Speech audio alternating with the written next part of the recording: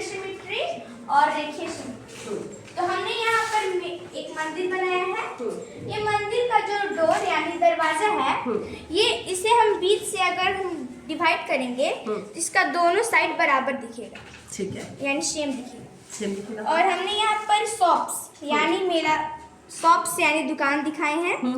और ये दुकान इसको बीच से काटेंगे तो ये दुकान का दोनों पार्ट्स बराबर दिखेगा, एक जैसा दिखेगा। हाँ, सिमेट्रिकल दिखेगा। हाँ, ठीक है। फिर और हमने यहाँ पर 2 झूले बनाए हैं जो घूर्णन सिमेट्री है। इससे अगर हम किसी भी एंगल से देखें तो ये हमें बराबर दिखेगा, मतलब एक जैसा दिखता है। घूर्णन में।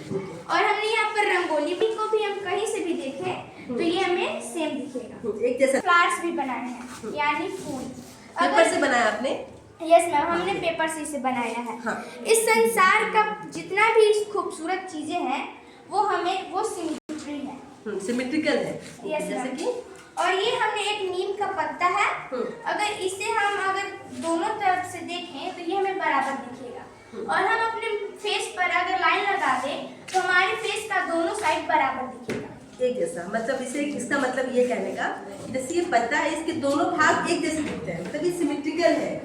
सिमिलरली वो अपने फेस एग्जांपल दे रहा है कि आपके फेस का दोनों पोर्शन एक जैसा है। मतलब यूनिवर्स में जो भी खूबसूरत चीजें हैं, चाहे वो पत्ते हैं, चाहे वो फ्लावर्स के पैटर्न्स हैं, आप किसी फूल के पैटर्न्स को निकाल कर देखो वो एक जैसे दिखते हैं, यानी वो सिमेट्रिकल है।